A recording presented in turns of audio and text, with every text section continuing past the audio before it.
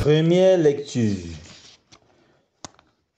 du livre de Michée, chapitre 7, versets 14 à 15, puis 18 à 20. Seigneur, avec ta houlette, sois le pasteur de ton peuple, du troupeau qui t'appartient, qui demeure isolé dans le maquis, entouré de vergers, qui retrouve son pâturage à Bachan et Galade, comme au jour d'autrefois, comme au jour où tu sortis d'Égypte. Tu lui feras voir des merveilles. Qui est Dieu comme toi pour enlever le crime, pour passer sur la révolte comme tu le fais à l'égard du reste, ton héritage. Un Dieu qui ne s'obstine pas pour toujours dans sa colère, mais se plaît à manifester sa faveur. De nouveau, tu nous montreras ta miséricorde. Tu fouleras aux pieds nos crimes. Tu jetteras au fond de la mer tous nos péchés.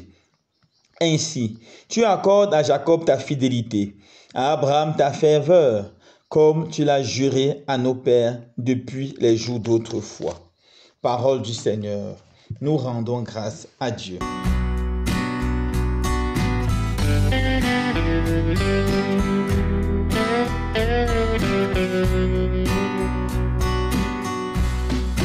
Frères et sœurs bien-aimés, nous continuons notre voyage dans ce beau temps de Carême.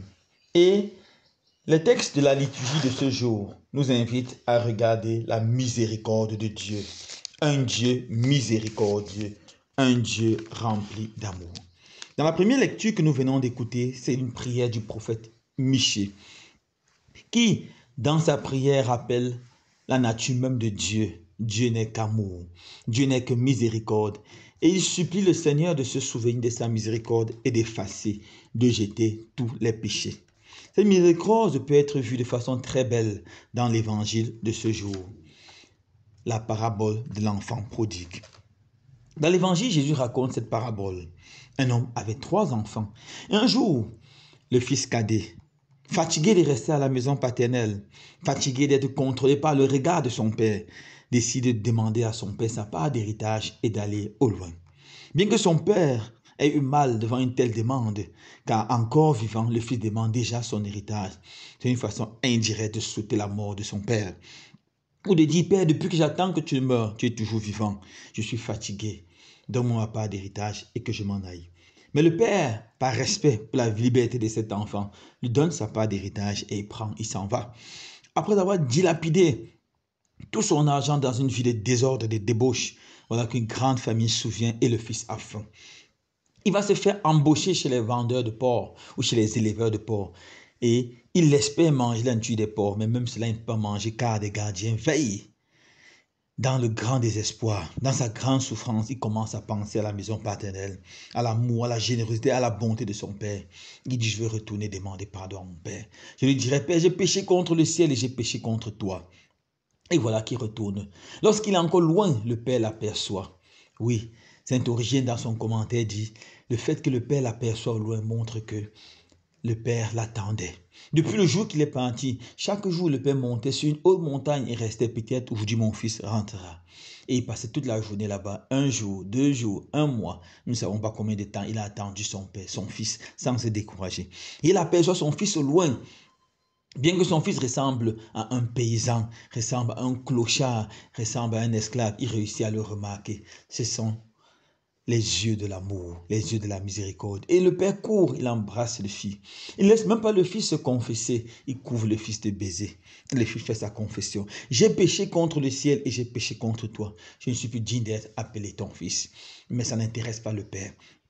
Le père dit, tu es et tu resteras mon fils que j'aime. Et le père ordonne immédiatement apporter-lui les sandales. Le fils était pieds nus. Dans le monde ancien, seuls les hommes libres avaient le droit de marcher avec des chaussures, avec des sandales. Les hommes esclaves marchaient pieds nus. Le fils était déjà pieds nus. Il est devenu esclave. Conseil pour nous dire, c'est le péché qui nous rend esclaves.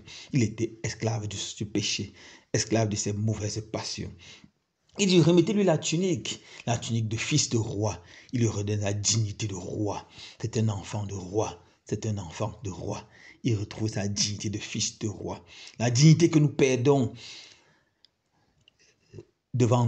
à cause de notre péché, nous la retrouvons dans le pardon et la miséricorde de Dieu. Et remettez-lui aussi une alliance à la main, le signe de l'alliance avec Dieu. Quand le Seigneur nous pardonne, il refait une nouvelle alliance avec nous, ou il renouvelle l'alliance qu'il a faite avec nous. Et finalement, le Père dit, organisez, tuez le veau gras et que la fête commence. Voilà la pénitence de cet enfant, que la fête commence. C'est ça le cœur de notre Père. Notre Dieu est tellement amour qu'il attend seulement que nous revenons vers lui. Mon frère, ma soeur, peu importe ta situation intérieure, peu importe l'état de ton péché, du mal qui t'habite, le Seigneur attend que tu retournes vers lui. Et le temps du carême, c'est le temps par excellence pour retourner vers le Seigneur, pour revenir à la maison du Père. Peut-être tu t'es égaré dans l'idolâtrie, dans les visites des charlatans, des marabouts, dans des pratiques traditionnelles peu recommandées. Le Seigneur t'attend, retourne à la maison.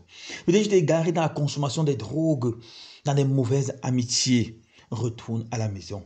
Peut-être tu t'es égaré dans un amour maladif de l'argent qui t'a conduit au vol, au détournement du bien public. Retourne au Seigneur. Peut-être tu t'es égaré en faisant le mal à ton prochain, retourne au Seigneur. Ce temps du carême, c'est un temps de retour vers le Seigneur.